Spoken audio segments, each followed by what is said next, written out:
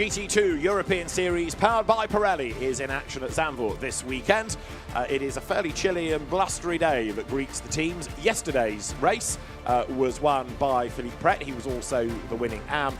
Runners-up outright, Bronick Formanek and Stefan Rossina, and they were victorious in Pro-Am.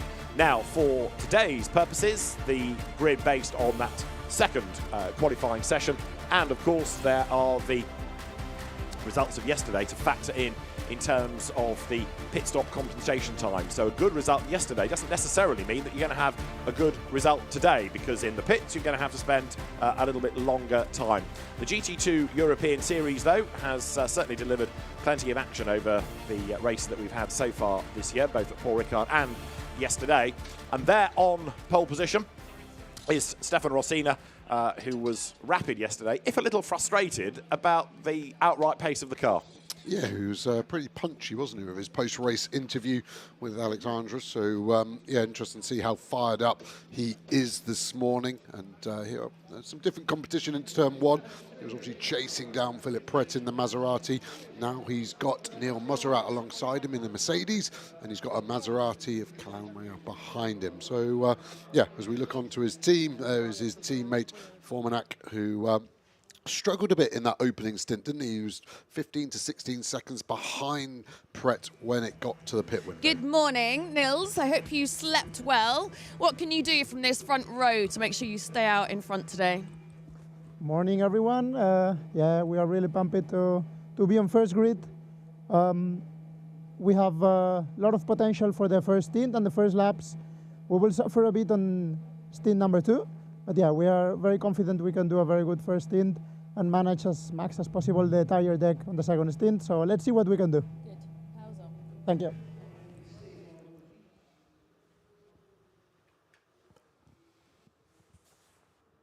Neil Montserrat with the Mercedes AMG, certainly a man to watch, former single-seater driver, and one who has, if you like, returned to racing in recent times, having spent the last few seasons building up his team. But good to have him back racing this year, sharing with Alberto De Martin.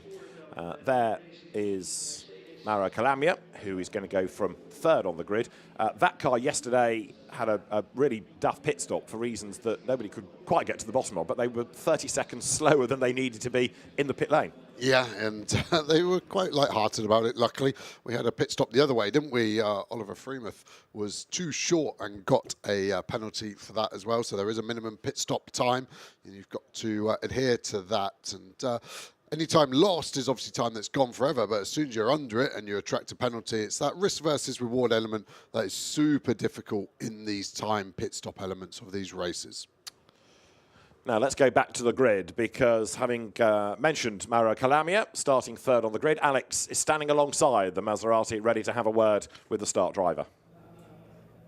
Very good morning, sir. You look very cool, calm, collected. Have the team solved the problem that led you to have that extra long pit stop yesterday? Yeah, they have solved the problem from yesterday. It was a bit a problem of the timing clock from our side. So yeah, nothing to do with that. We are now in race 2, and we are here we try to go for the victory. You've now seen the pace after yesterday's, or during yesterday's race, of certainly the boys in front of you. What do you think that you can get out of the car today? I think for now the pace is quite good. The car are very balanced, so we hope to can make a good start, and then we will see who will be faster. And I think if you have to stay in the back, it's quite difficult to overtake, but I will try. There is the Maserati then, good to go. Mauro Calumnia, who will have 7 seconds extra to serve today on that pit stop compensation, because if you do well, you're in the top 3 in race 1, you carry 10 or 7 or 5 seconds into race 2, unless you're Philippe Pret, who's a soloist, so then it's 14 seconds.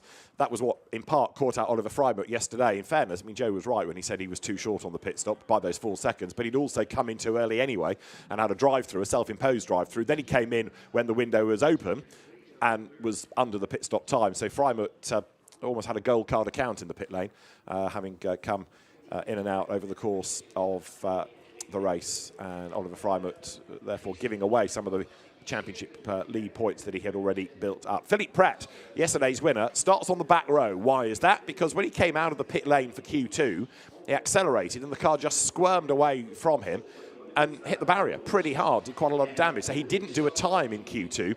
So starting at the back and with that longer pit stop today is all round going to be quite difficult to overcome. Another car towards the back of the grid that didn't get out for qualifying is Laura Kreimer's KTM. Let's see what she can do today.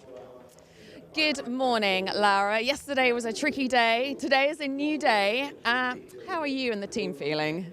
Well, better than expected, to be honest. No, I think yesterday gave us some really positive vibes, and today it's good. It feels good to actually start from the grid. You know, it will help us with tire pressure and everything, tire temperature and everything. And Matto is in the car. Matto is fully motivated, and we just, we look what the race will bring. We know what we are capable of, and we'll just try and have a clean race, have fun, and enjoy that we can be on the grid actually. Yeah, Matto is certainly very good, and even towards the back of the grid. We know that you've got pace in the car, but how tricky is it going to be given that the lack of overtaking abilities here? Well, overtaking here is tricky. You definitely have to wait for some mistakes from your opponents. But we'll see what it brings. Matto is very capable, and I'll try as well, and then we'll see where we get out. But we are pretty confident to end up on the podium somehow. Great stuff. Thank you, Laura. Thank you. And the reason they're at the back, she had an off in her qualifying session yesterday. That meant that Matto Hommeler couldn't go and do a time, and the net result of that is that the car is on the back row of the grid. But both Laura Kreimer and Matto Hommeler, former touring car star, rapid drivers, and they progressed pretty nicely up through the order yesterday to be 4th overall, 3rd in class, and therefore, the flip side of the coin, an extra 5 seconds to serve in the pits.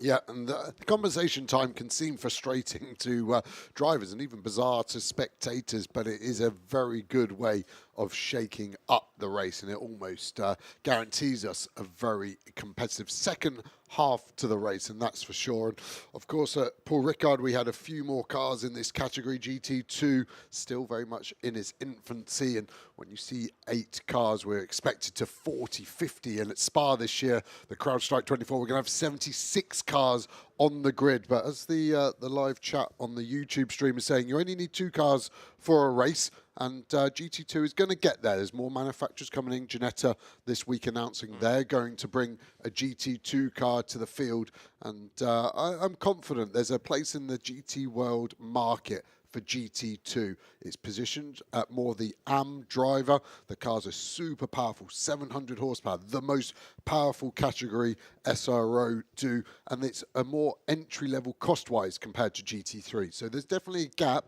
but the problem is you've got to build it first, and that's what we're seeing at the moment.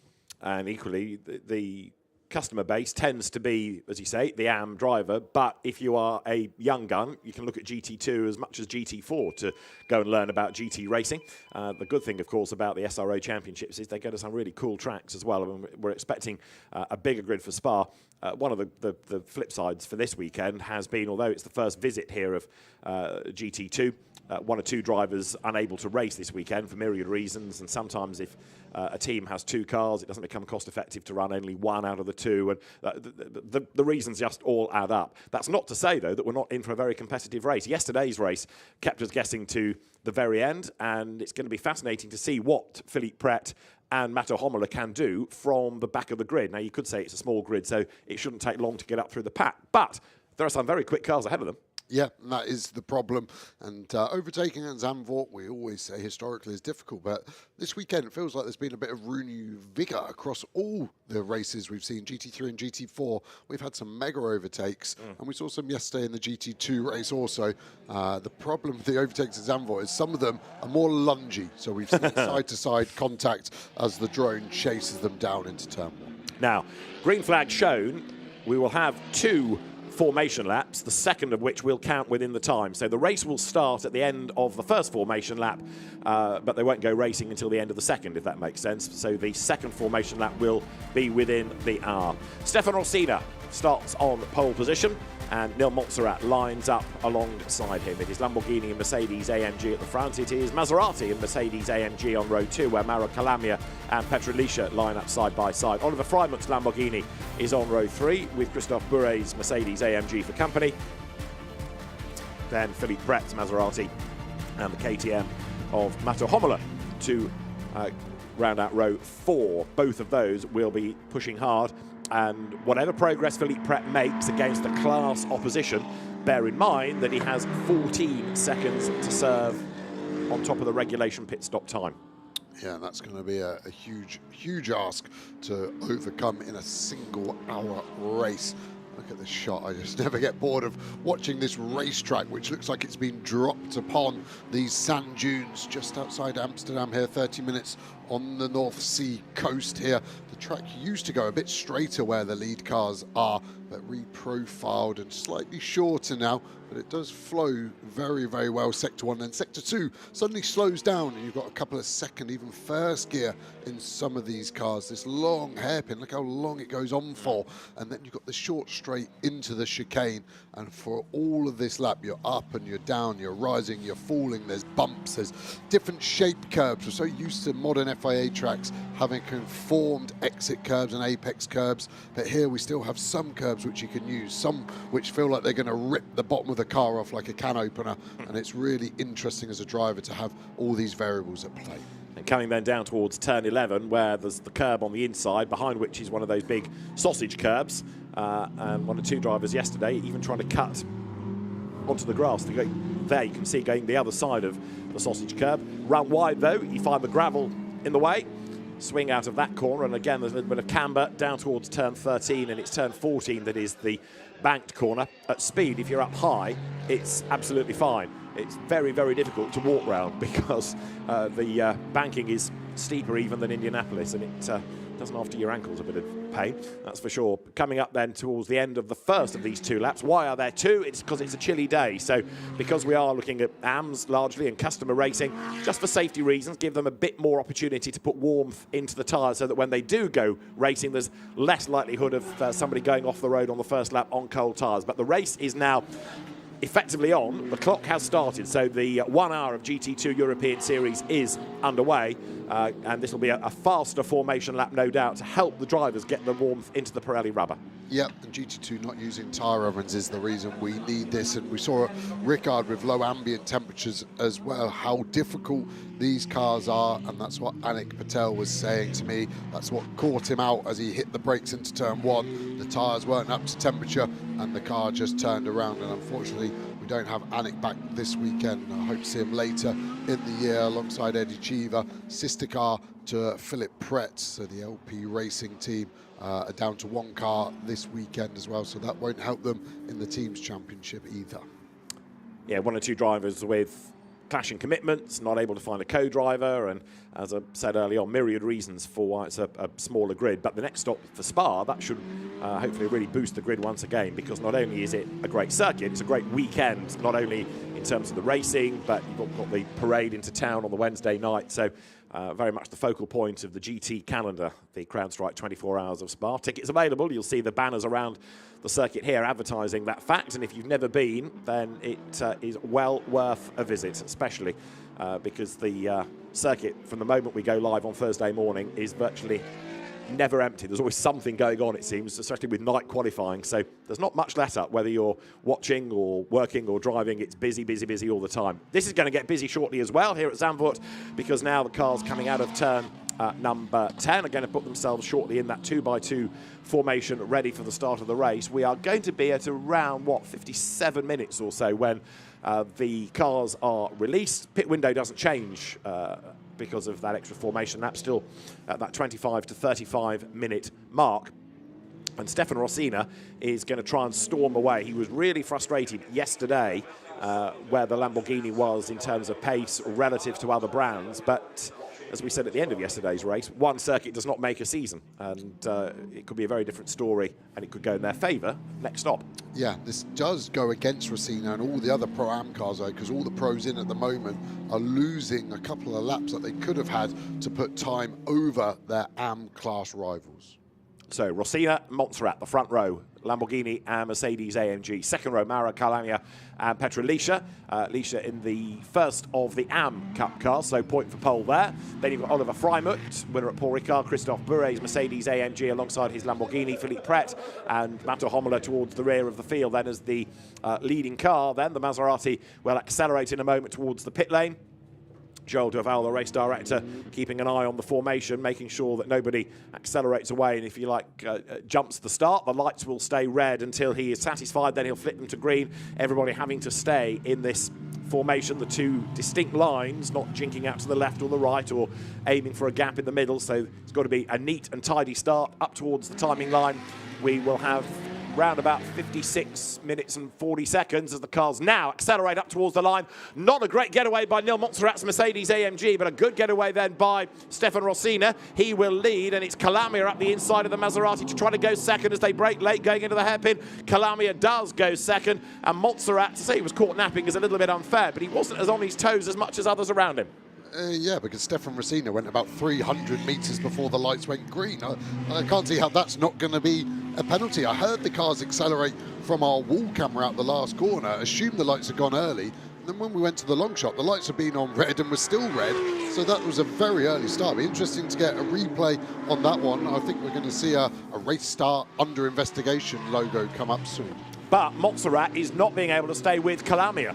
So at the moment, that Mercedes, you can see, is falling not only away from the top two markedly, but into the clutches of Petra Liscia in the leading AM Cup Mercedes AMG. And behind him already is Philippe Pret. So Pret's storming his way up from the back of the grid.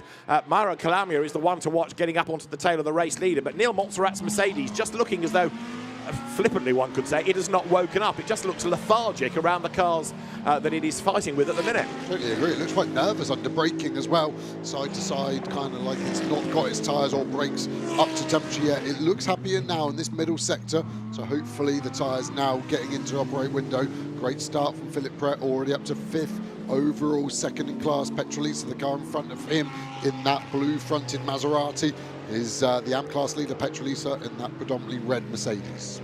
Up to the end of the first racing lap they come then, lap 2 of the time, and it will be Stefan Rosina up front, and he's trying to build that lead all the while, and he's going to be able to do it certainly over Montserrat, but Calamia is the real danger because he's the man running second. He's had a good first lap, has Mauro, and the margin is 9/10 of a second. Montserrat third, Petra Liscia leading in AM fourth, but there Philippe Pret from the back of the grid to 5th already, and looking for that class lead, on top of which he has got to then pull out a further 8 seconds to make sure he comes out ahead of Petra Liscia, who's got 7 seconds. He wants 1 second tolerance, really. So 15 by way of a margin would absolutely secure him, whereas 14 seconds might make it a bit tight. Yeah, and definitely looks like Montserrat is finding some pace. He's got Petra Liscia at the front of this battle here. You can see on the timing tower on your left-hand side of the screen the different colours. Green meaning Pro-Am and the red number background meaning AM. So it's not surprising that we see the greens at the front because they are the pros at the moment, the faster drivers, but that will swap in the race. I'm surprised, though, that Matto Homola isn't making a bit more progress. He's riding shotgun, if you like, to Philippe Pret. Now, is this part of his plan? Let Pret open the door and then he'll be able to follow through. I kind of doubt it. I would have thought Homola wanted to get up through the AMs as quickly as possible and chase after his class rivals. The KTM in a straight line, looking a bit breathless, isn't it? And so good through the corners. We did see this yesterday from Laura Krahammer. She started the race from the pits, but it took a long time for her to catch up to the tail of the Crocodile. I think it's just a legacy of the car that it's very light on its tyres, so then it takes a while for them to warm them up. And yeah, Homola was the second fastest car on circuit at the end of the race yesterday. It was only Rosina that was quicker. So again, I agree with you, David. That's 2 statements that you've made correct in the last 5 minutes. But I think that car will turn its tyres on in the next couple of laps, and potentially Philippe Pret will have to go from just looking forward to looking back. A big chunk of rubber there flying off. I think that was the Mercedes there of Petra Liscia. But yeah, already a car's starting to shed some of this Pirelli DHG rubber. Right, so Pret at the moment thinking about defending from Hommler. He's looking to try to go after Petrolicia, but that gap's widened a touch. Mercedes AMG to the Maserati. That puff of smoke that we saw yesterday out of the KTM is back. That's the race leader. That's Stefan Rossina. Now remember that he has got a 10-second compensation time to serve in the pits. Mauro Calamia has 3, and the gap is very nearly 2 seconds already. So I don't think today Stefan Rossina can complain about the pace of the Lamborghini, can he? What he can complain about, arguably, is the pace of his teammate, because Bronek Formanek is not as quick as Rossina. So that inevitably is going to affect what they can get out of the car, given that the lap times aren't the same all the way through the race, because one driver is a bit faster than the other. Yeah, and again, big puff of smoke out the back of the KTM. It's been 2 race weekends in a row where we've seen that, so we're not too worried about it. It's a lot of unburnt fuel. Look at the dust that Maserati kicks up. Petrolica now defending. Where's the KTM gone to? Because he was on the tail of Pret coming out of turn 3, and Hommler is not to be seen. That's a very valid statement. So maybe that puff of smoke was more than we are allowed. And there is that KTM. Third correct statement for you, David. Well done. That's got a problem, most definitely. So Matto Hommler is limping towards the pit lane, and it is in strife. The start's under investigation, so we'll come back to anything that might affect Stefan Rossina. Over the line goes Petrolica, over the line goes Philippe Pret. This is not only the battle for 4th place, it's also the battle to be the leading AM. And Philippe Pret then, the man that won yesterday's race outright, first outright victory in GT2 for him. His son Louis Pret, of course, racing in GT World Challenge Europe in GT3 machinery, pushing on. Now here's the replay of the start, and there you can see Rossina is about a length, 2 lengths up as they come up towards the line. Yeah, look, the lights are red, but they're flat out, and they have been for some time, and race control saying start under investigation. What they're trying to work out, I guess, is whether that was Rossina jumping it or Montserrat being slow away, because one, if you like, exaggerates the impression of the other. Here, meanwhile, Philippe Pret on the back of Petrolica. Now, Petrolica, much less experienced a driver, but was really impressive yesterday. And again here, Philippe Pret, twice Ferrari Challenge Asia Pacific champion, for example. Outright race winner yesterday. He's been racing for many, many more seasons than has Petrolica. But at the moment, can't find a way round. That Mercedes was defending nicely. Now Pret comes up to the outside line. Licia will have the inside line going down towards turn 11, but he can't stave off the attack of the Maserati. Pret goes through, now into the lead of the class. Yeah, what can Pret do in-road-wise? Lap times at the moment in the 37s for Rossina and Calamia. 38 for Montserrat in front. I think we're going to see probably a 39, possibly a high 38 from Philippe Pret on the next lap. This will be the first lap of the race that he's got no one in front, and he can give it everything. So Pret comes storming over the line, and with 14 seconds to serve in the pits, this battle, I suspect, will carry on into stint 2. Pret's car quivering under braking down towards Tarzan. 49 minutes still on the clock. Petrolica in second spot, and Andre Rokosh, his co-driver, is no slouch either. There is Stefan Rossina then.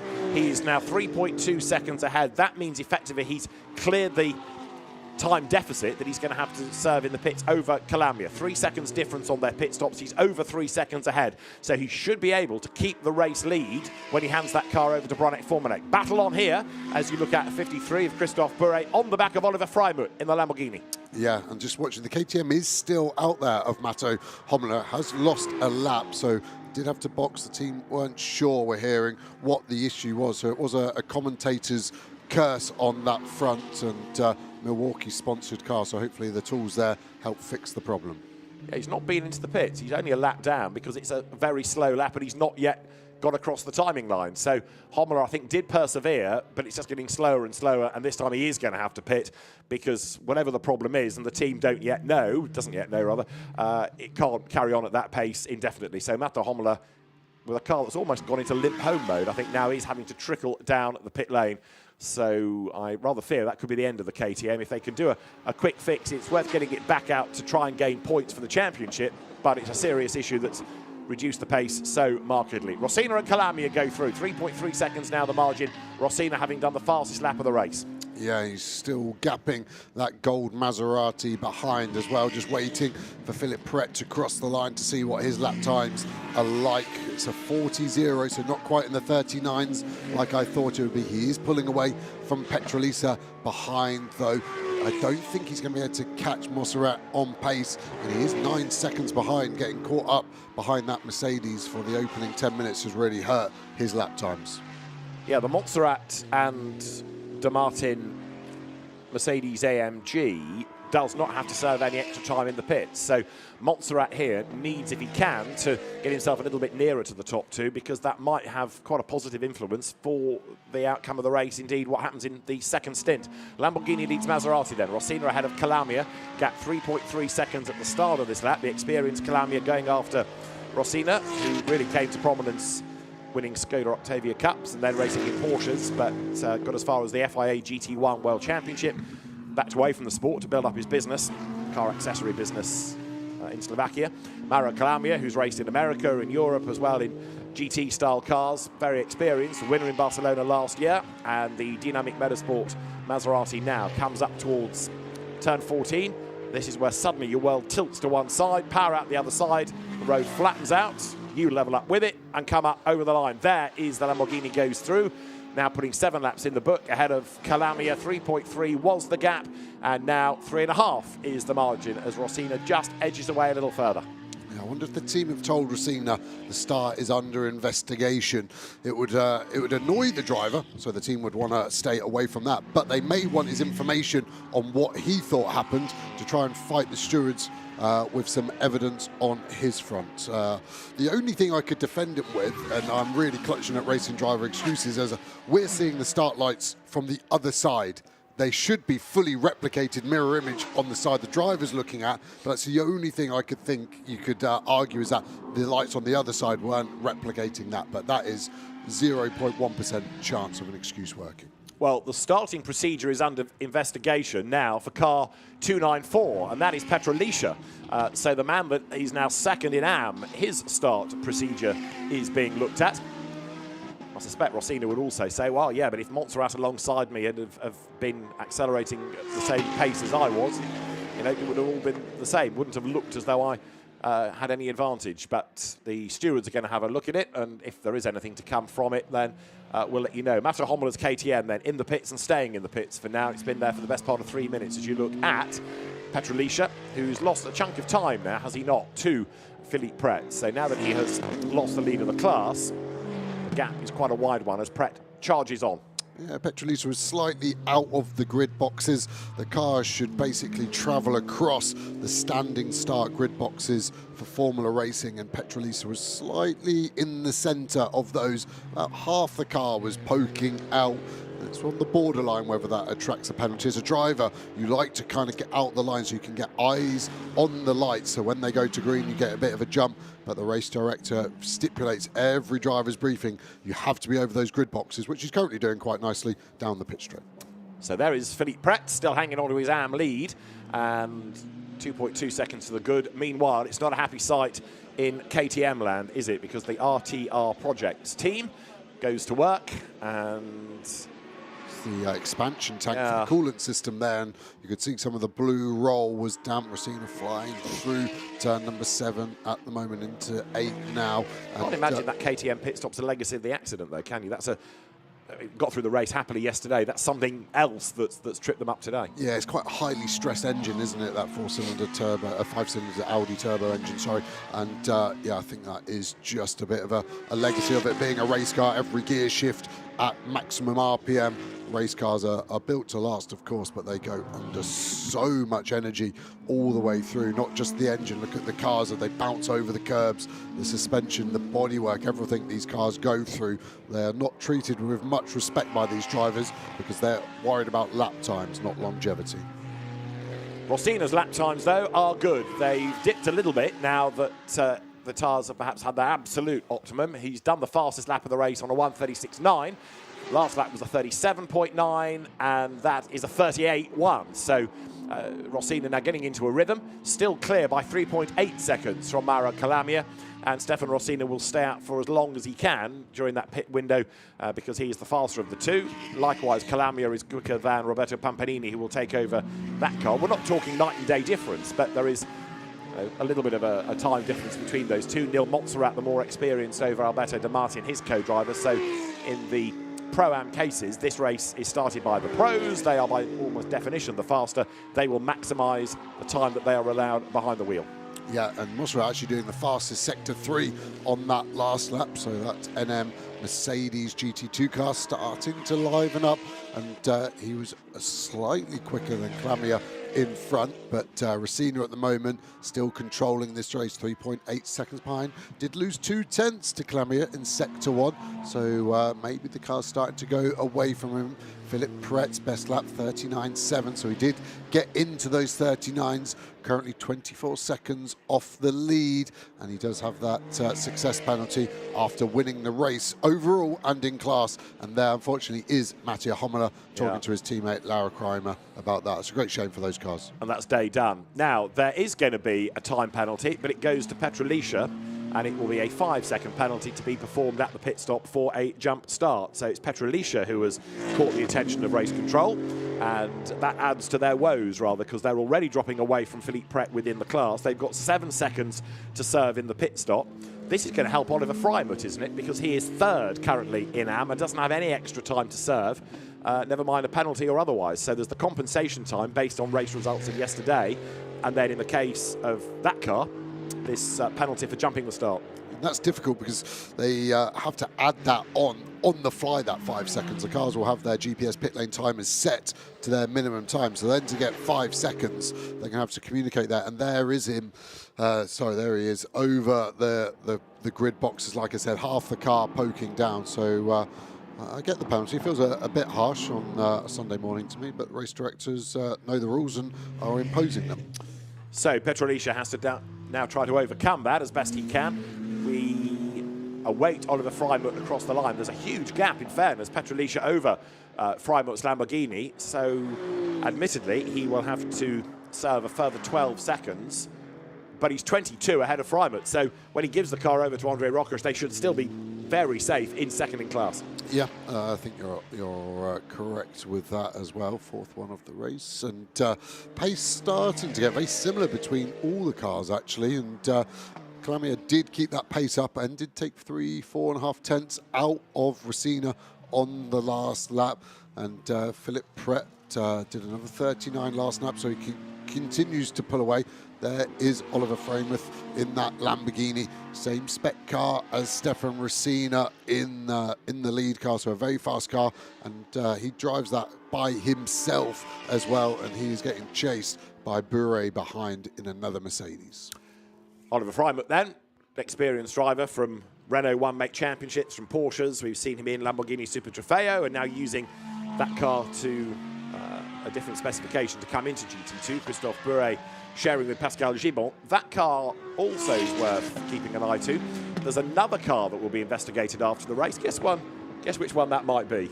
Car 11. Oh, that'll be Stefan Rosina then. Yeah, it's interesting after the race. So the team have obviously gone up and pleaded and said there is a reason why he accelerated early, and we need to look at the onboard video before you make your decision. And yeah, interesting to see what their argument would be, and it'll be a nice interview to have in the second half of the race when Stefan Racina gets out of that car. Neil Montserrat's view might be interesting as well. He was the man alongside. So there's the confirmation that Stefan Rosina is going to have his start looked at after the race. A little bit disconcerting for Bronick Formulek to get in, not really knowing what the outcome might be. You know, do I keep the car in the lead? Do I push hard? What do I do? You know, he's going to have to think on the fly to a degree. I suspect the team will say just keep on pushing. Try and build as big a gap as possible just in case. On this lap, Mauro Calamia looks a little bit nearer. The gap was 3.1 at the start of it, and he was 4 tenths quicker in the first sector. He's lost a little bit of ground in the middle sector, but on this lap, it is the Maserati that looks the stronger of the two. To the timing line comes Rosina then. Breaks the beam, goes by, and with now 12 laps in the book, that lap is a 38.4. For Calamia, it is a 38.0. That's quite a chunk of time to gain back. So now we're looking at the margin back down to 2.7 seconds. Yeah, the graphic illustrating the trend that's gone. Lost 2 tenths, and then the last 2 laps was quicker by 3.82, and then 2.41. And on the last lap, like you said, over 4 tenths quicker. So Calamia will have the bit between his teeth, and he will have that trident-shod Maserati chasing down the Raging Bull in front. heading towards the end of the first sector. Calamia will break the beam again, quicker, by the better part of 0.4 of a second. Now, what's going on in order for this to happen? Well, it's a personal best from Calamia, so that Maserati is now going better than ever. Rosina just doesn't seem to have the pace left in the tank anymore. No, his best lap of the race for that Lamborghini was a 36.9 on lap 3. His last lap, 38.4, so 1.5 seconds slower than his best. That is a big drop-off in performance. Is that car, is that tyre, is that driver? It's always going to be a mixture of the three.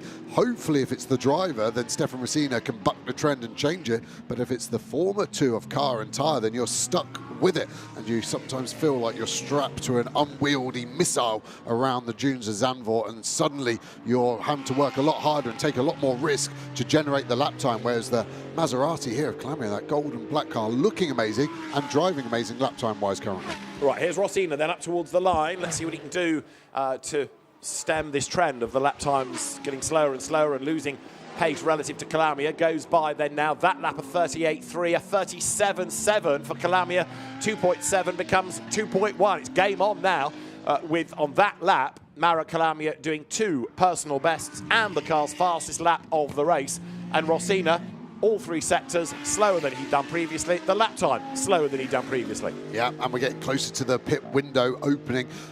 We don't expect them to pit early because these are the faster drivers in these Pro-Am cars at the moment. But then we need to factor in when they hand over to their respective teammates. Formanak getting into the Lamborghini and Pampanini getting into this Maserati. Who do we favour between those at the moment? The form is going with Formanak, but Pampanini had a good race yesterday after a pretty average qualifying by his own admission. So I think we could have a race on our hands. And I think that Maserati is going to be within striking distance in the next 2.5 laps if we keep this trend going with the pace of laps. Except that in Sector 1, Rosina fractionally the faster this time by about 36 thousandths of a second. So there's not much to choose between them.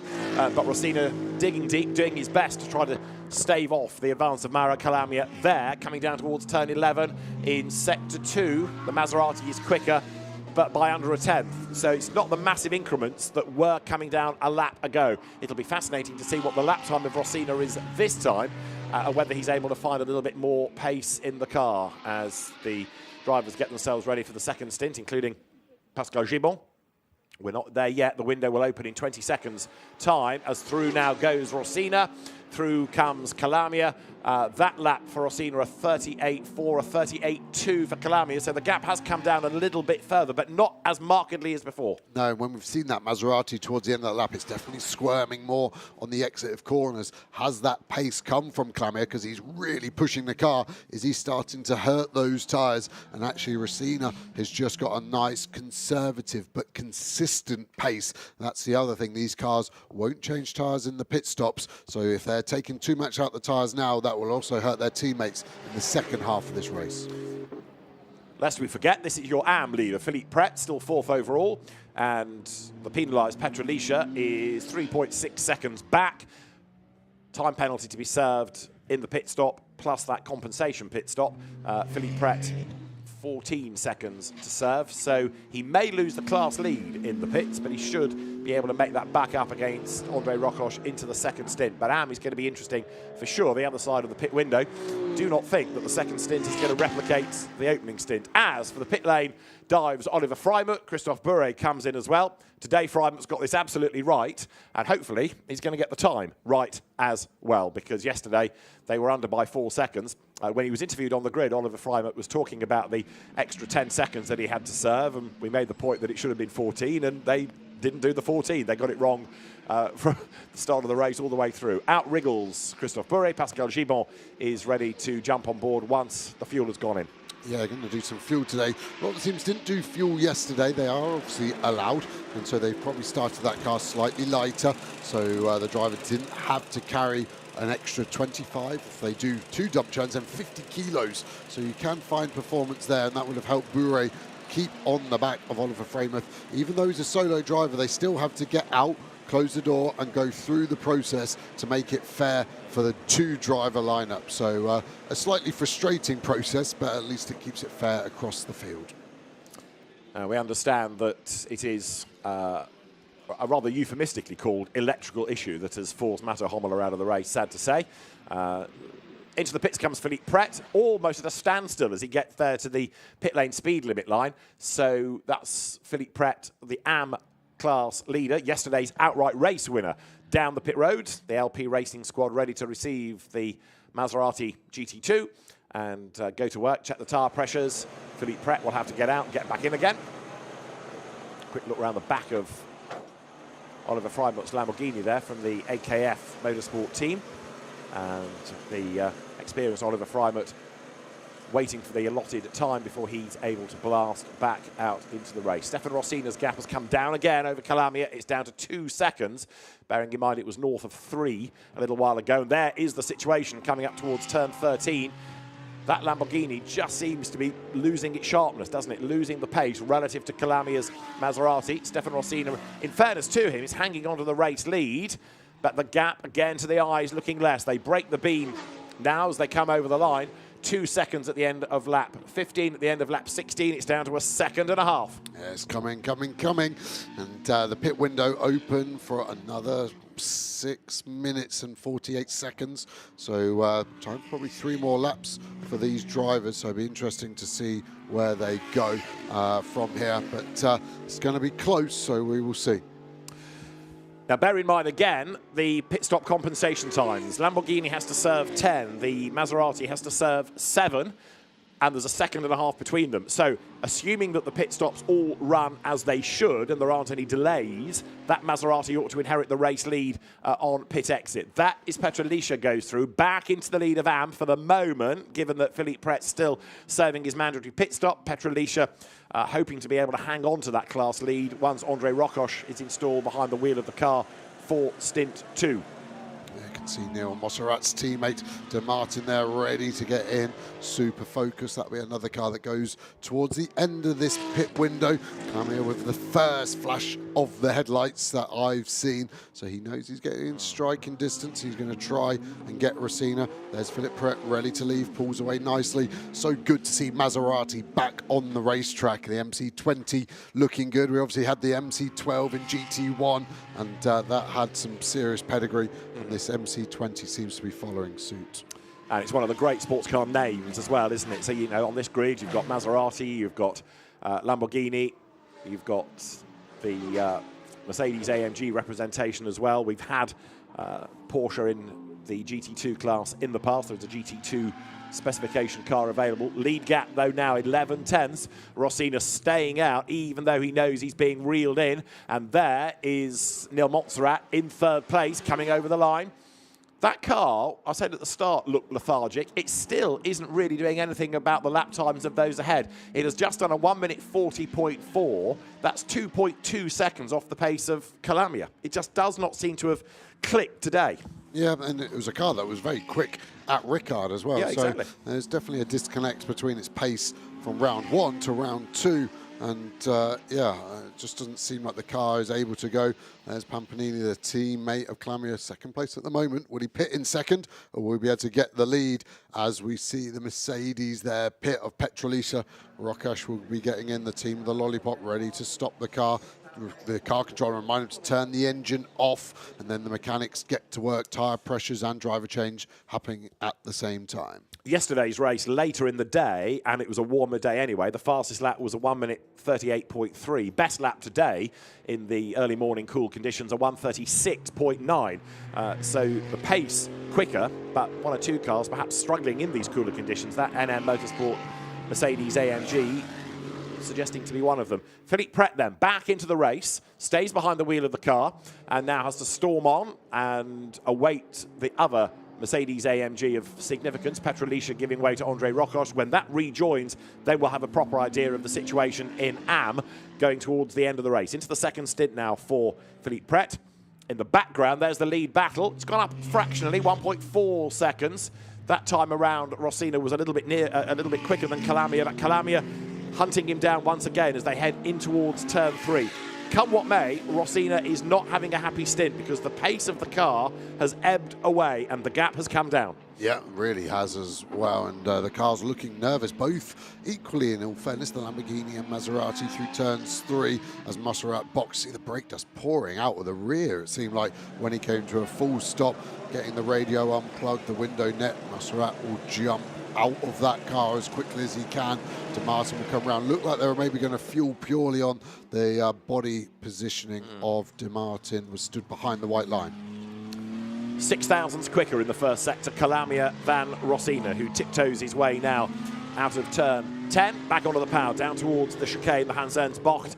Calamia hunting him down. He'd quite like to be the race leader by the time he comes into the pit lane, but I don't think he's quite going to do it. The gap has been coming down and down and down, but he's still not near enough to think about a move. As nearest to us, Alberto De Martin gets ready to go. And then behind, Andre Rochers gets ready to go. There are certain parts of the circuit where the Maserati seems to be stronger and the gap looks to have come down. Other parts where maybe the Lamborghini is a little bit stronger, which again is all part of the beauty of GT racing, equating the different brands. We're heading towards the end of the window, so does the Lamborghini come in this time? Yes, it does. The Maserati comes in the background as well. So down the pit lane they come. Philippe Pret hangs on to the advantage in the AM class. Look, because as he is coming out of the Tarzan hairpin, out of the pits comes Andre Rochers, so Pret will be back through.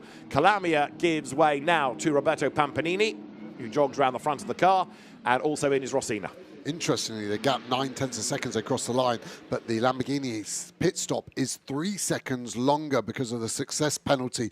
They have +10 and the Maserati has +7, so that could be enough if that Maserati can have a clean pit stop. They lost 30 seconds yesterday, so hopefully it's cleaner than it was yesterday. You can see the driver Pampanini ready to jump in, and actually, sorry, that's Calamia finished and walking away. He's happy with his job. So Pampanini already in, De Martin leaving. He stopped a lap earlier. I was surprised those two didn't go a lap longer. They boxed with over 2 minutes remaining. Lap time sub 1 minute 40, so they could have squeezed it. Teams deciding too much of a risk.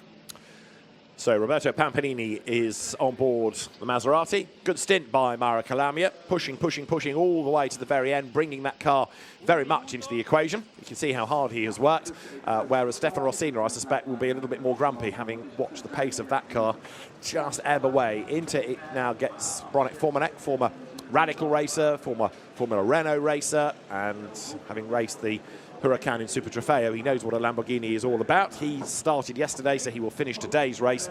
In which position he will finish it remains to be seen. You can see the live pit time accounting up there. The Lamborghini has to be in the pit lane for 148 seconds. So 48 seconds he can be leaving pit lane. It isn't when they leave the box, it's when they cross the exit line. And the Maserati 145. So that's a 3-second delta between those two cars. So it looks like the Maserati is ready to go. It'll be about 22 seconds from where they are to pit exit. So I expect them to be leaving probably at 122, 123 seconds anytime now. And it's got to be timed to perfection. You can't release the car and then halfway down the pit lane say just stop and wait, because once you release it, it's got to keep on going. So the Maserati away, the Lamborghini away, and he's going to hang on to the race lead then. So let's have a look at those pit stop times when they get to the pit exit line. Clock ticks and ticks and ticks, and Stefan Rosina giving way to Bronek Formanek then. The Lamborghini stays ahead. It's going to be close. It can't be below 148, and he's crossed the line 0.2 of a second under the minimum time. The Maserati lost 3.3 seconds. Why were they so slow to release? It's better, and Calamia is asking that exact question, but probably in Italian. And with a certain amount of frustration as well. Now, what might help them is if the Lamborghini's pit stop was under, and there is a penalty to come on top of that to redress the balance. Right now, Bronek Formanek then ahead of Roberto Pampanini. 0.9 of a second when they came in. And in fairness to Formanek, he's on the money straight away, isn't he, on this outlap to try and stretch that margin once again. He is seemingly able to get up to speed better than Pampanini. He's taking a little bit longer, so the gap stretches out fractionally here midway around the lap. Yeah, the Maserati was just slow to release. I thought it should be releasing at 122 seconds. They released at 125, and they were 3 seconds over, and that would have given them the position. But the Lamborghini is definitely under the pit stop time by 0.2 of a second. That is a fact that race control will be looking at. They're going to feel picked on, aren't they? Because they're being looked at for the start. They might well get looked at for the pit stop time as well. A 2:27.8 line to line. There is Oliver Freimuth in the meantime, who is fending off the challenger Pascal Gibon for third in AM as they swing their way up towards at the exit of turn number 14, then towards the timing line they come. So race control will have all the timing information provided by the timekeeping force, Swiss Timing, and anything that is under the regulation will be in alert. Now have a look at this, because Pampanini has certainly responded since we last looked at the gap. He's right on the tail of Formanek now, coming over the line, and this is the closest that Maserati has been since the start of the race. Down towards turn 1 they come. So Formanek, having looked really good on the outlap, now finds himself under attack. Had he made a mistake somewhere to lose that ground, or is that natural pace of the Maserati? Either way, it's 3/10. I think you are right, and the Pampanini is pumped up. We did see that car, the live chat caught the car crossing the white line on pit exit, that Maserati. It looked like it understeered out over the white line, and it did cross that solid white line. So did race control see that, because that is normally a drive-through penalty. But at the moment, let's concentrate on the race that we've got right in front of us, and it looks on.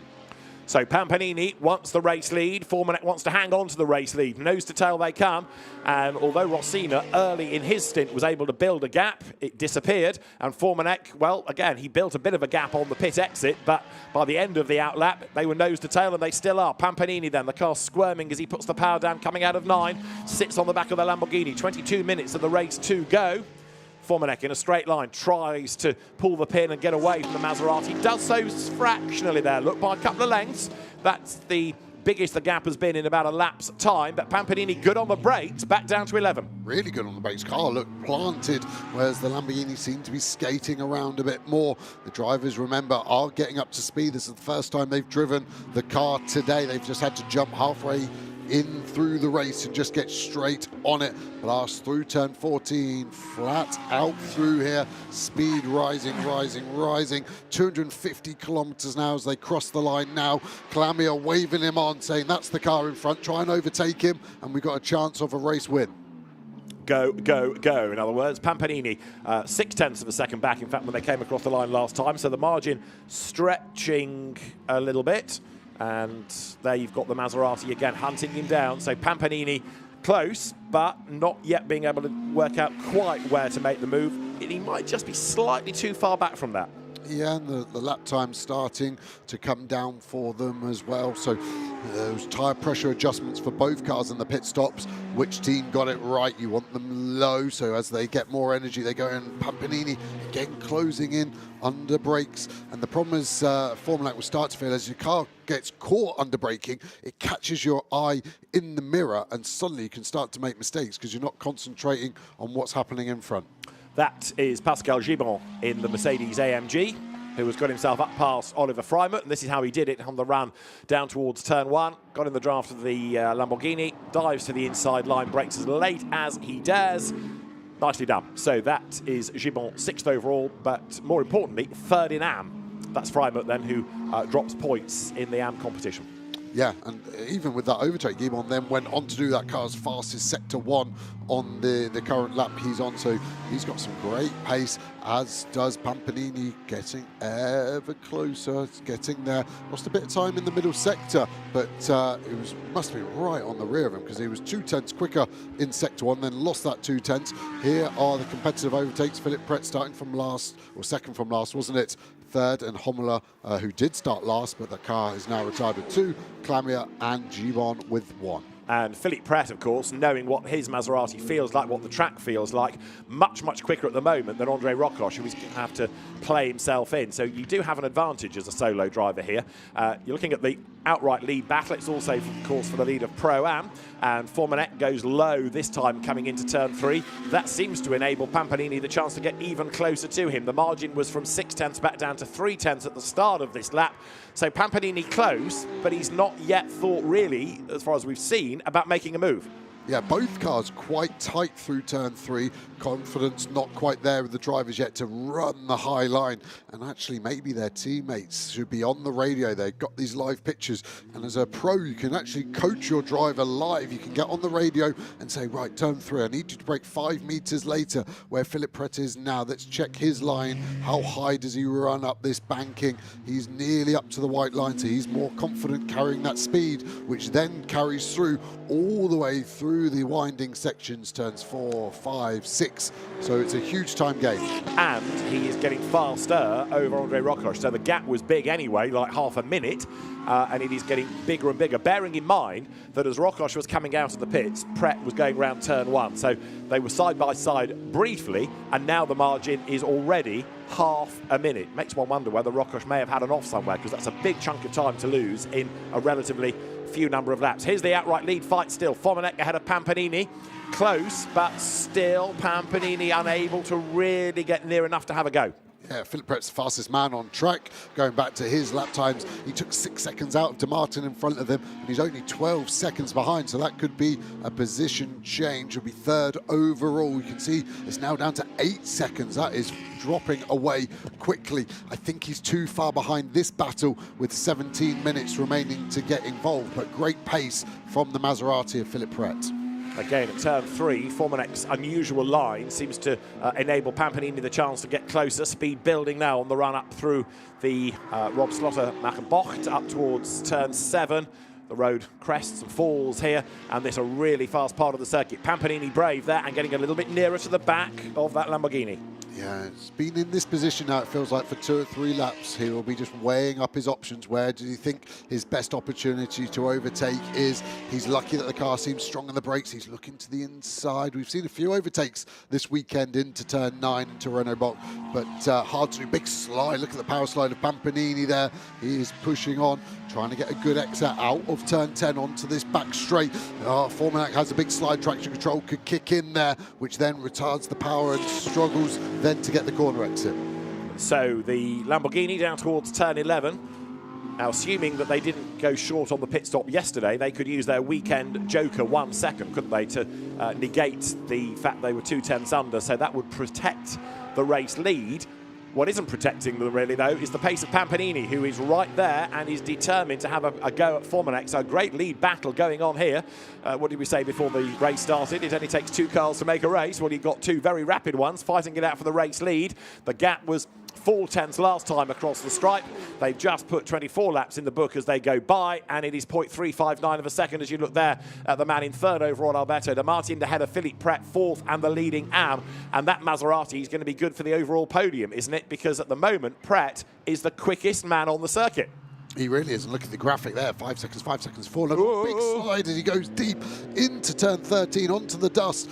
And that time gain is gone. I thought it would be 2 laps. It might be 2.2 laps to get the overtake done. The lead battle as tight as it's been.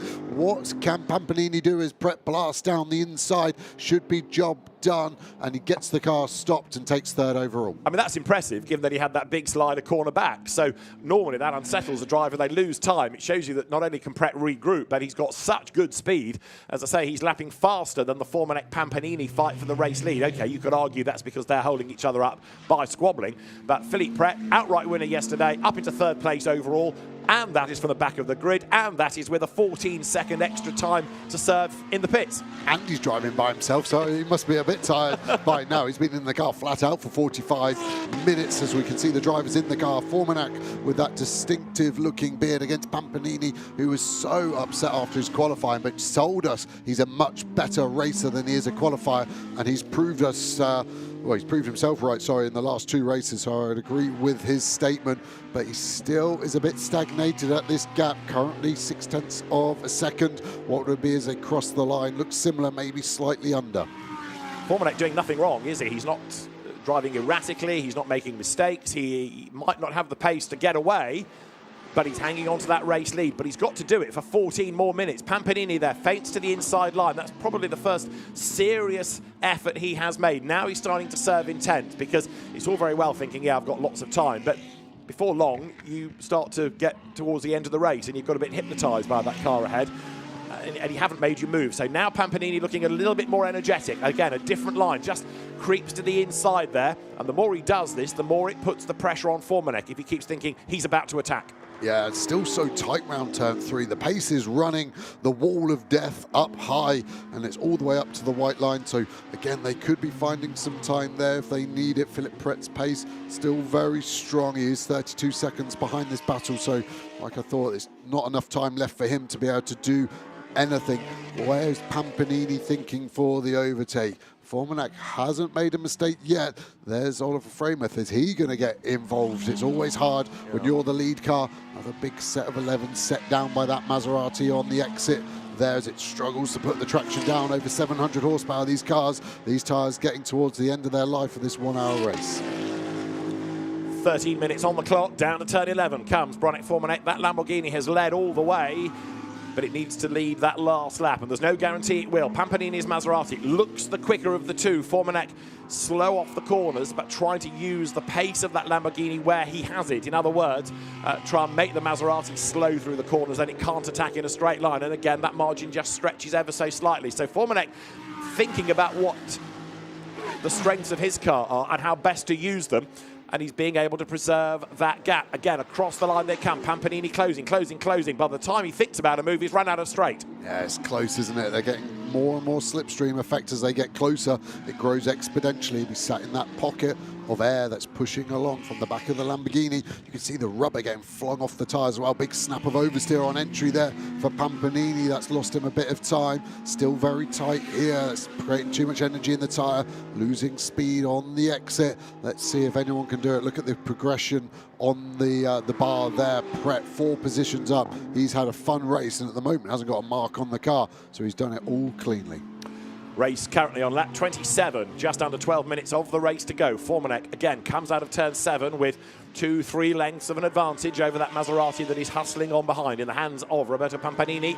It was 0.309 of a second at the start of this lap. Philippe Pret behind them is getting closer. I don't think he's going to catch because he's half a minute back, but because these two are squabbling and going into the 144s and Pret's doing 141s, he is carving away at the deficit, no question about it. Pampanini closer then, coming out of turn number 10 now. In terms of overall top speed, Stefan Rossina and Oliver Freimuth, the top two, both of course in Lamborghinis, with Mauro Calamia the third fastest, the third bravest in terms of top speed from his opening stint. Pampanini now very, very close indeed, coming off turn number 12. Yeah, the interesting from that stat powered by AWS is that Lamborghini is strong at the end of the straights, and that's where you want to be strong. It defends when you're trying to hold on to position, but it stops you from overtaking.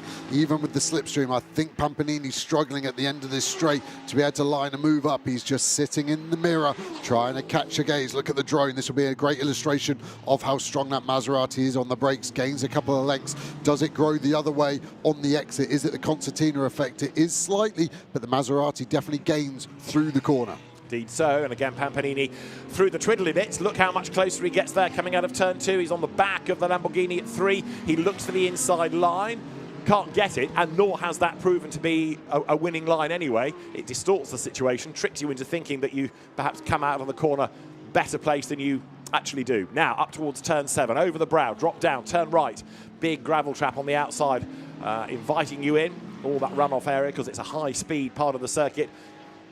Over that little brow, up towards turn 8 as the drone hovers over the back part of the circuit. And this is where Calamia, through the corners, needs to exploit the strength of that Maserati. Again, good on the brakes, isn't he? Going in towards turn 9 there.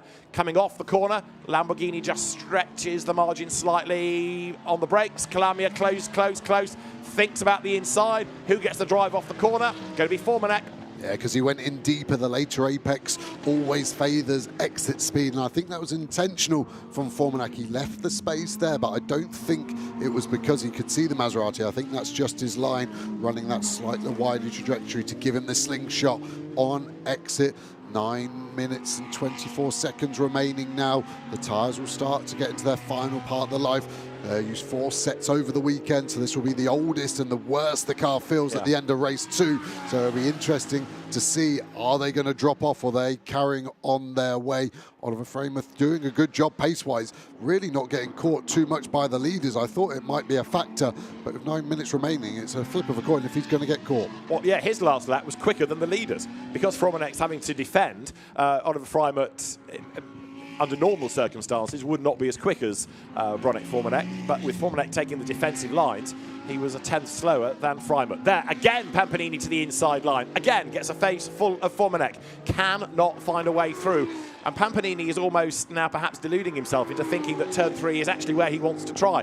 Lap after lap, it proves that Formanek's higher line works better, and as they come down towards turn 7, the gap has actually stretched out. Pampanini needs another corner to focus on. He's got to try something different. If you keep trying the same thing and it doesn't work, then that's your cue as a driver. Big snap again from the Lamborghini this time. Is that going to disrupt him? But there's a huge bump there right on the apex of turn 8, and it seemed to really catch that Lamborghini out.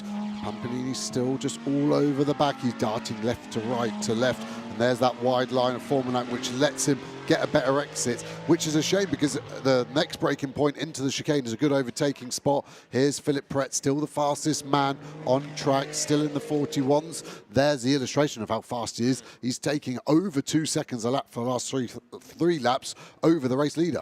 Yeah, when we last looked, he was half a minute back. Now he is 25.9 seconds back, and it'll be less again at the end of this next lap. He's not going to get to the leaders in time, but he won't be far off at the end of the remaining 7.5 minutes of what has been, again, a really intriguing race. Philippe Pret certainly will have earned the trophies he takes home this weekend after, as you were making the point earlier, doing the races solo. That lead gap stretches this time, doesn't it? Formanek to Pampanini as they come across the line. 0.3 is up to 0.8 of a second now.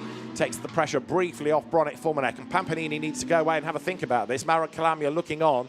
There's nothing he can do now to influence the situation. He gave it his best shot, but Pampanini just can't unsettle Formanek, who has soaked up the pressure really impressively. Yeah, Calamia is the driver I would like to be. He hasn't got a headset on.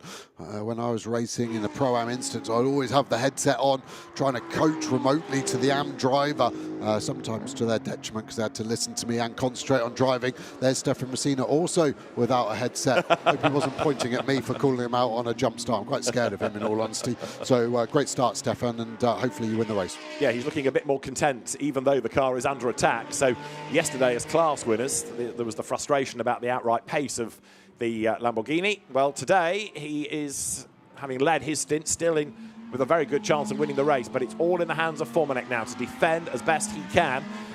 And so far, it has been a very good defence. We said a little while ago that it was going to be tough to defend for 14 minutes. Well, we've only now got 6 of those 14 to go. So far, so good for Bronick Formanek, experienced driver. He may not have the outright pace of Stefan Rossina, but he is doing what he needs to do right now to win the race. He only have to win it by 1,000th of a second, so he's keeping Pampanini at bay. If there is anything lurking in the system for that start that's going to be looked at after the race, well, that's totally out of Formanek's hands from here on in, isn't it? But right now, all he can do is his best on track, and that is stave off the challenge of the Maserati. From 14 they come up to the line, and now Pampanini does look closer perhaps than he was a couple of laps back, but is he going to be able to make a move at the end of the pit straight? No, he is not. He arrives there 2 lengths too far back, and Formanek, again, is not for running out wide, is he? He's not for going too deep into the corner.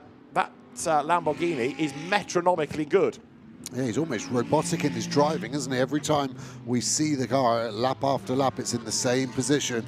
He's obviously sort of driving by numbers. These drivers will have a brake reference where they pick the throttle up and where they let the car exit, where they upshift, where they downshift. All of this, if you can just put it into the back part of your subconscious, you're then able to open up some mental capacity to concentrate on the fast-flowing nature through the dunes here. They are catching Oliver Frame slightly, aren't they? 0.4 quicker on the last lap for Formanek than the Lamborghini. He's potentially going to have to lap in front. That will be the last thing he wants. You can see that slightly more defensive position, the great angle from the drone. It allows us this bird's eye view to see where they're placing the cars. It adds such a dimension to it. And here again, Formanek running wide, but it gives him the exit. So Pampanini is fast at the wrong point of the corner. He's the apex hero, but you don't overtake at the apex unless the car in front leaves you a space.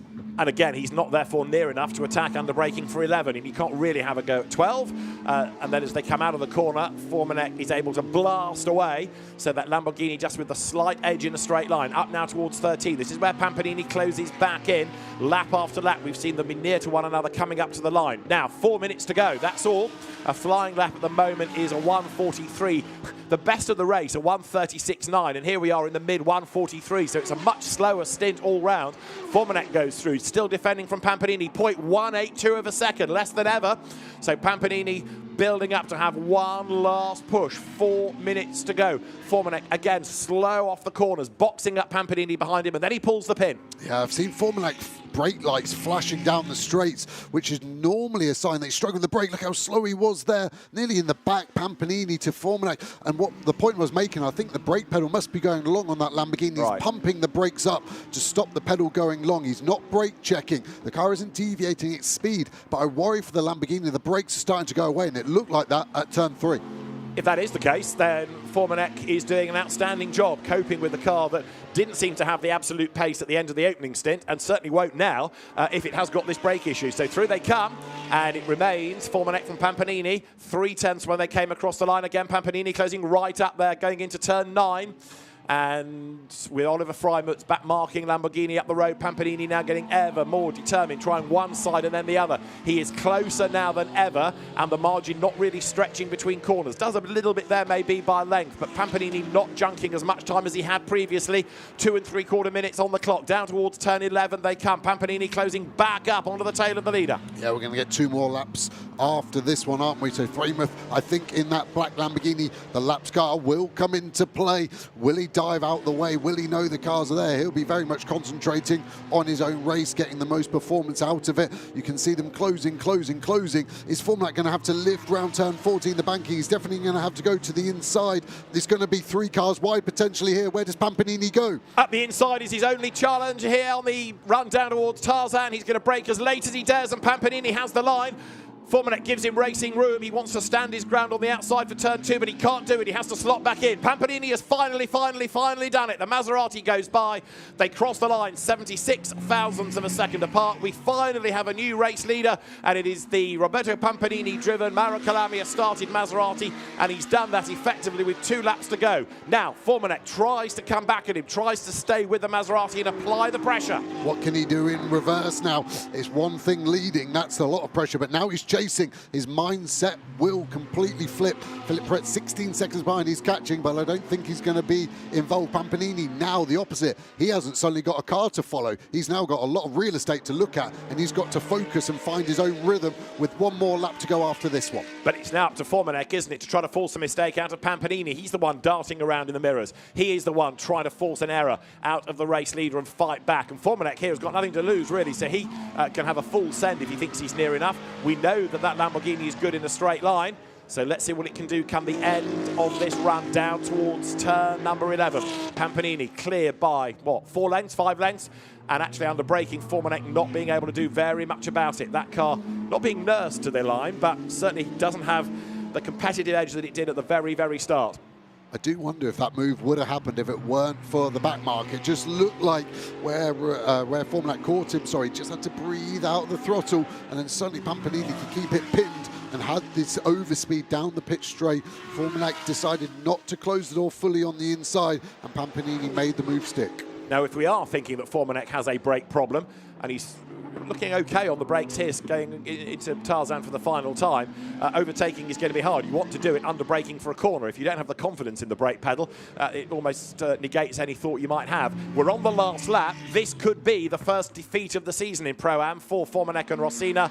They're still close to Pampanini. Formanac has not dropped back markedly, has he? As we get a replay here of the Mercedes battle where Rokosh and De Martin run side by side, and Rokosh powering his way out the other side of the corner. Formanac is still having a real push. Yeah, he's really going. This is going to put serious pressure over Pampanini as he exit turn 7 corners to go on this Zandvoort circuit. And Pampanini all over the place under braking. The car that looks so good, but then Formanac has a wobble, and that's cost him a couple of car lengths. That could be the nail in the coffin for that car winning the race. I think you're right about Pampanini being all over the road, and then as Formanac had to stand on the brakes, that car squirmed underneath him, and he had to really fight it as well. Here they come out of the long left of 10 onto the power, and Pampanini looks like he's got just enough in hand. Formanac will be absolutely determined if he can to get close enough to attack, but he's running out of corners, running out of options. It's going to be a nose-to-tail finish, isn't it? But it looks as though Maserati will triumph then. It was a win for Maserati yesterday thanks to Philippe Pret. It's going to be a win today for Maserati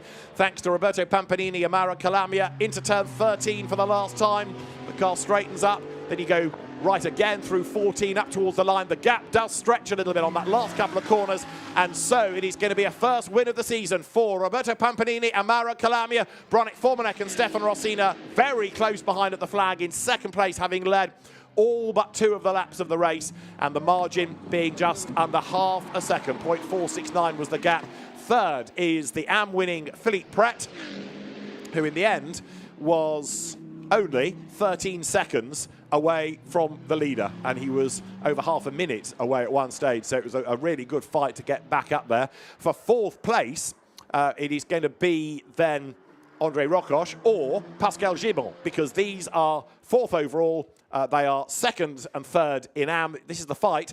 So which of the Mercedes is going to triumph? Well, they're side by side. Gibon in the all-red car on the outside line, just ahead as they come through the corner, but he's on the longer, slower line. Does that give Rocoche the chance to challenge on the inside and get the place back? It does not. Gibon goes through, and that should secure 2nd in AM as well as 4th overall. Really good move from Gibon, who's been the 2nd fastest driver in this second half of the race. He's been absolutely mega. Rocoche just couldn't get the pace, couldn't get the throttle on that tight. A huge slide. It's almost like a celebrationally drift from Gibon there. That was a heart-in-the-mouth moment. Rocoche there must have had a good view of that, but great race from both of those Mercedes. And something has happened there for Alberto De Martin, because he has fallen way, way back into a distant 6th place, nursing the car, it seems, to the end with a problem. So 4th goes the way of Pascal Gibon and Christophe Bure, which gives them 2nd in AM, André Rocoche and Petra Lisa 3rd, and that is the NM Motorsport Mercedes that is coasting almost to the line. Clearly, there's an issue with that. Again, go back to the start of the race, and we were a little bit concerned that it didn't have quite the fight of other cars, but its travails have continued race long as well.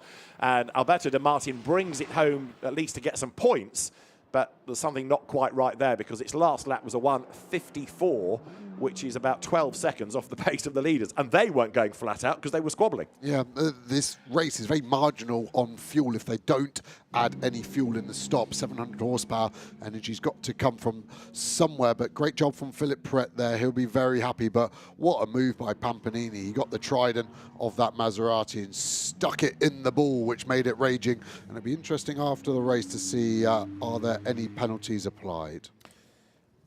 You might be right about fuel for De Martin and Montserrat, but to counter that, just bear in mind also that they had 1 fewer racing lap, didn't they? Because the first lap in the time was still a formation lap. So you could construct an argument that says that would have helped the fuel consumption just a little. Well, there is a very happy Mauro Calamia. He goes to congratulate Roberto Pampanini. You can see how much that means to them. Yeah, he worked so hard, and it was a great end to his first stint, wasn't it, Calamia? You can see exactly the relief. He followed that Lamborghini for so many laps. I wonder if he started to doubt himself, or he was always quietly confident. Goes to the Dynamic Motorsport team that made a name for itself initially running Minis in the Mini Challenge in Italy, then Porsches in Carrera Cup and Super Cup, and of course in GT World Challenge Europe, where it's been a race-winning team, and now running Maseratis. There is Stefan Rossina and Ronit Formanek with his very distinctive crash helmet, and blaming Oliver Freimuth, I think. So I don't speak Czech, but I understand from absolutely, language. yes. Getting caught up behind him. Well, the race results: Roberto Pampanini, Mauro Calamia, the winners. Ronit Formanek, Stefan Rossina in 2nd, Philippe Pret 3rd, and he wins AM from Pascal Gibon and Christophe Bure. André Rocoche and Petra Lisa coming home 5th, 3rd in class. 6th, Alberto De Martin and Neil Montserrat. Their troubled Mercedes, Oliver Freimuth was 7th, and we lost Lara Kreimer and Matta Hommler early on, that KTM, with problems. Good weekend for Maserati, and we know there is a 3rd Maserati that the TFT racing team operates that couldn't be here this weekend, but that result will avoid that team as well. But Philippe Pret winning yesterday outright, and he takes 2 AM wins over the weekend. Pampanini and Calamia, their best result of the season. The first defeat for Ronit Formanek and Stefan Rossina. We better hear from our race winners when they've stopped celebrating. They're with Alex. GT2 European Series, powered by Pirelli, race 2 winners, and what worthy winners you are. Taking your first win, boys, as well. I don't know where to start. You just put on the best show. Talk us through it from your perspective. Those last few laps, my word. Yeah, just I don't have words about this win. It's just fantastic. The car is beautiful. Maserati, it's one, the best car on the track. And I told you, I'm a racer, not a qualifier. So I was so happy. The car was perfect. He gave him to me the perfect car, so I could push more, and I feel it was a nice fight with Lamborghini, and yes, the win is for us. The winner take it all. Huh? Yeah, absolutely. Roberto put on quite a show, didn't he? But from that first stint to the end, what does it mean to you to be on the top step today? Yeah, it's nice. It's that we want till Friday, so we was trying hard to put the car on the right setup, and it looks like it was very good. Really well-deserved win, boys. Congratulations. Thank you so much. Thank you. Two very happy drivers, Mauro Calamia and Roberto Pampanini, and a good weekend for Maserati, one of the more recent brands to make a GT2 car. And the Lamborghini in second place, Bronick Formanek and Stefan Rossina. Stefan Rossina still looked pretty chipper during that race, even though the car was being caught. Now he looks rather more downcast, doesn't he, with the defeat. Bronick Formanek doing his best, but just being caught out, possibly in the traffic. Oliver Freimuth being encountered at the wrong part of the circuit at exactly the wrong time. Philippe Pret then taking another AM victory.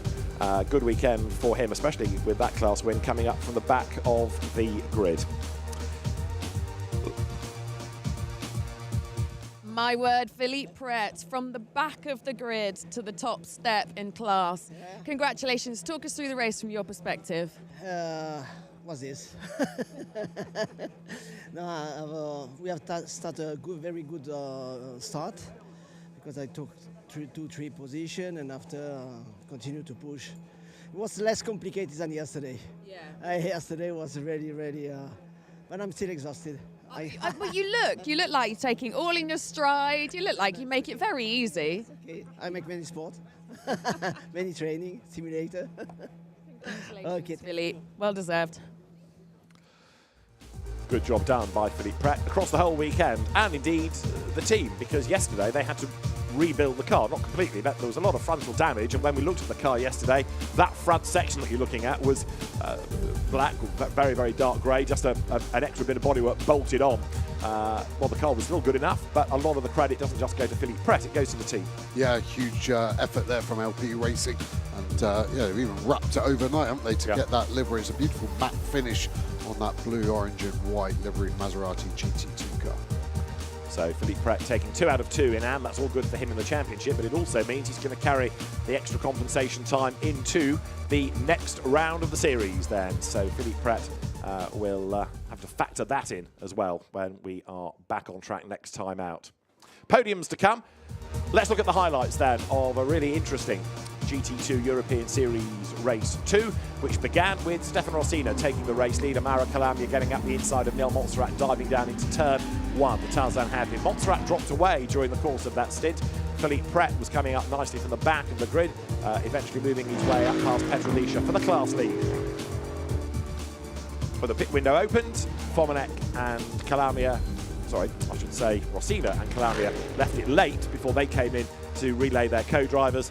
They exited nose to tail as Philippe Pret was carving his way into contention overall, up into 3rd place overall, outbreaking Alberto De Martin at the end of the pit straight. Fractionally delayed by Oliver Freimuth, that caught Bronick Formanek off guard just enough to give Roberto Pampanini the chance to lunge up the inside. It was the moment he had been waiting for, and he wasn't going to waste it. Pampanini through with 2 laps to go. Formanek chased hard as best he could, but he couldn't fight back as Alberto De Martin's Mercedes AMG developed problems. He lost out to Andre Rocoche coming out of turn number 10. So, a first win of the season for Mauro Calamia and Roberto Pampanini. First defeat of the year for Formanek and Rossina. Another really interesting GT2 race.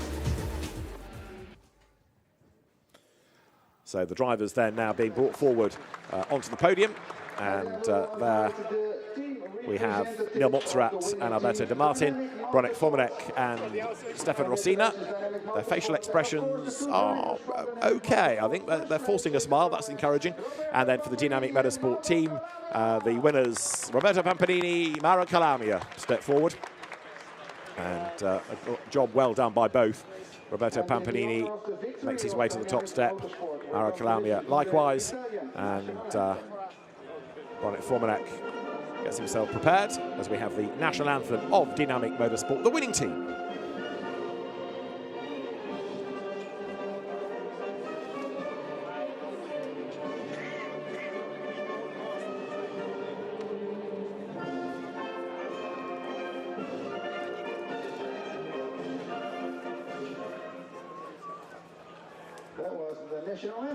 So Dynamic Motorsport takes the race win, and there is Neil Montserrat, Alberto De Martin receiving their third place trophies from Steve Rouse from Pirelli, of course the company that provides the tyres for GT2, 3, 4 and other championships. There are the trophies to Stefan Rossina, to Bronick Formanek. The one good thing about Bronick being on the podium, of course, is that he replaces his woolly hat with his Pirelli winner's hat. But great character is Bronick Formanek, very experienced driver these days, and eager to get on with the champagne. The team's trophy is presented, and now the drivers winning trophies for Mauro Calamia and to Roberto Pampanini. Trophies aloft for the photographers. And Neil Montserrat and Alberto De Martin, even though they tumbled away overall, still coming out for a podium and points in class. Formanek, first one with the fizz. And Roberto Pampanini and Mauro Calamia have been given the bottles that take a bit longer to open. And Mauro Calamia is going to be drenched by the time he either gets the bottle open or gives up on it, because it ain't for shifting, that cork. As far as the championship is concerned, Bronick Formanek and Stefan Rossina still clear from Neil Montserrat and Alberto De Martin. Mauro Calamia and Roberto Pampanini had a tough Paul Ricard, so they're now creeping into contention third. The absent Simon Birch and Thomas Anderson ahead of Laura Kreimer and Matto Homola. A point for Anik Patel and Eddie Cheever from Eddie Cheever's pole position going back to Paul Ricard. They also sadly absent this weekend. So the final podium is going to be for the AMS. There's also the Iron Cup for the combined age of the drivers being over 90 years of age. Of course, many of them are gentlemen drivers in this series, but the AM podium to come. Philippe Pret will be on the top step of that once again.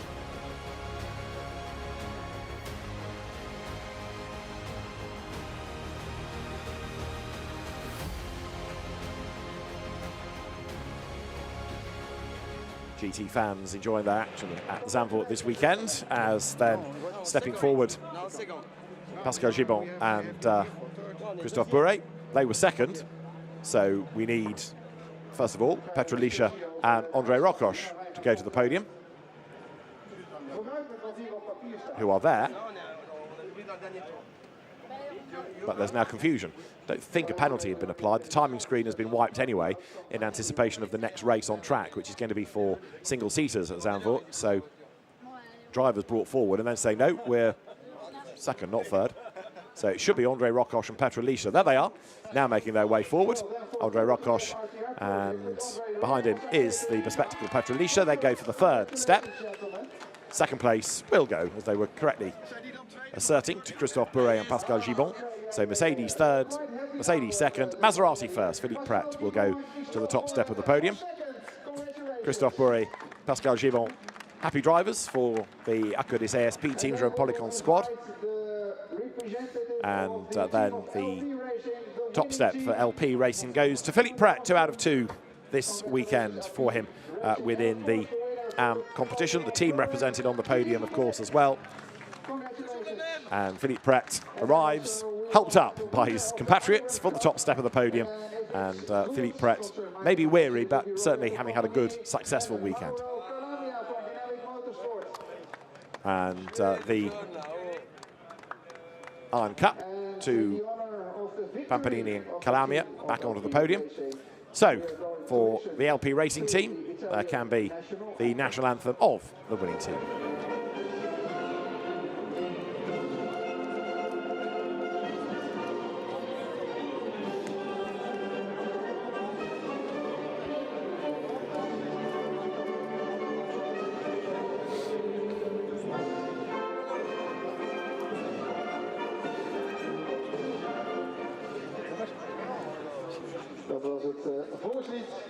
So for Philippe Pret, that is a third victory of the season, 3 out of 4 for him.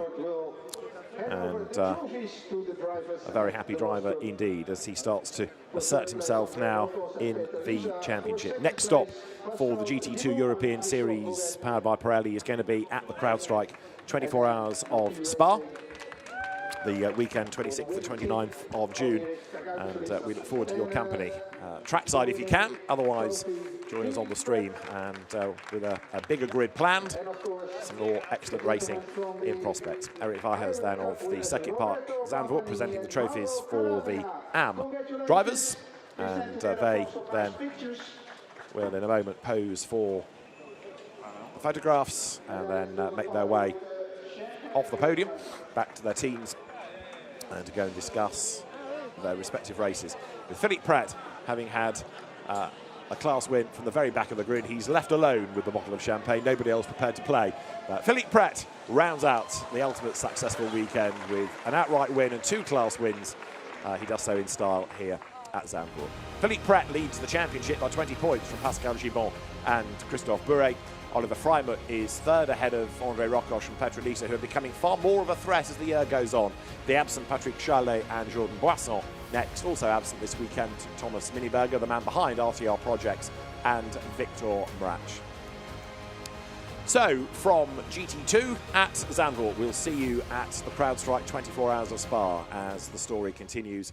But 2 good races here, and it's been a very Maserati-dominated weekend. Bye for now.